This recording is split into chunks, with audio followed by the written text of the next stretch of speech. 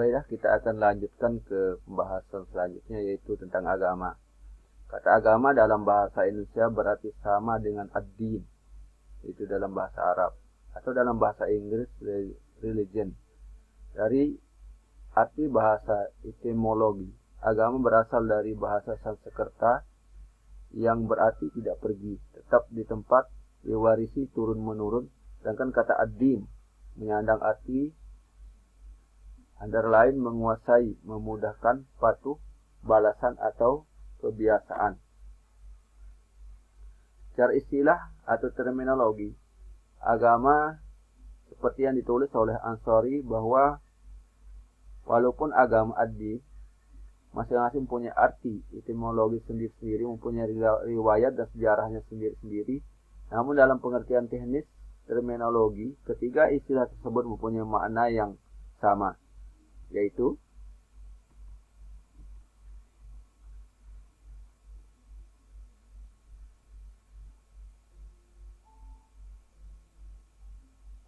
yang sudah saya sebutkan tadi. Kemudian kita lanjutkan mengenai potensi beragama dimiliki manusia itu dapat dijumpai pada ayat Al-Quran surat Al-A'raf ayat 175, yang artinya, dan ingatlah ketika Tuhanmu mengeluarkan keturunan anak Adam dari sulbi mereka, dan Allah mengambil kesaksian terhadap jiwa mereka seraya berfirman, bukankah aku ini Tuhanmu? Mereka menjawab, betul, engkau Tuhan kami. Kami menjadi saksi. Kami lakukan yang demikian itu agar di hari kiamat kamu tidak mengatakan, sungguhnya kami Bani Adam adalah orang-orang yang lengah terhadap ini, keesaan Tuhan.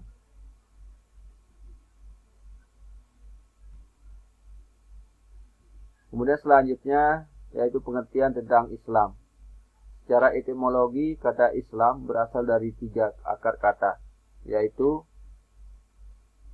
aslama artinya berserah diri atau tunduk patuh, yakni berserah diri atau tunduk patuh pada aturan-aturan hidup yang telah ditetapkan oleh Allah Subhanahu wa taala. Kemudian yang B, salam, artinya damai atau kedamaian, yakni menciptakan rasa damai dalam hidup, kedamaian jiwa atau roh. Yang C, salamah artinya keselamatan, yaitu menempuh jalan yang selamat dengan mengamalkan aturan-aturan hidup yang telah ditetapkan oleh Allah Subhanahu wa taala. Secara terminologi, Islam adalah agama yang diturunkan dari Allah Subhanahu wa taala kepada umat manusia melalui nabi penutup para nabi, yaitu Nabi Muhammad sallallahu alaihi wasallam. Jadi agama Islam adalah agama Allah yang disampaikan kepada Nabi Muhammad sallallahu alaihi wasallam untuk diteruskan kepada umatnya, yang mengandung ketentuan-ketentuan keimanan, akidah, dan ketentuan-ketentuan ibadah dan muamalah, yaitu syariah, yang menentukan proses berpikir, merasa dan berbuat, dan proses terbentuk kata hati. Ini menurut Abu Ahmadi dan Nur Salimi 1996. Dari pengertian di atas, agama Islam mengandung 3 unsur, iman, Islam, dan ihsan.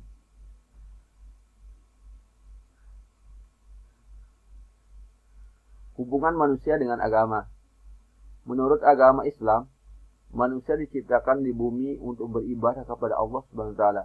Selain itu, manusia diciptakan di bumi sebagai khalifah atau pemimpin di bumi. Dengan perannya tersebut, manusia diharapkan untuk 1. Atau A, sadar sebagai makhluk individu, yaitu makhluk hidup yang berfungsi sebagai makhluk yang paling utama di antara makhluk-makhluk yang lain. Sebagai makhluk utama di muka bumi, manusia diingatkan perannya sebagai khalifah di bumi dan makhluk yang diberi derajat lebih daripada makhluk lain yang ada di bumi. Sesuai dengan firman Allah SWT yang artinya, dan sungguhnya telah kami muliakan anak-anak Adam, dan kami angkat mereka itu melalui daratan dan lautan, serta kami beri mereka rezeki dari yang baik-baik, dan kami lebihkan mereka atas kebanyakan makhluk yang kami ciptakan. Quran Surat Al-Isra ayat 70.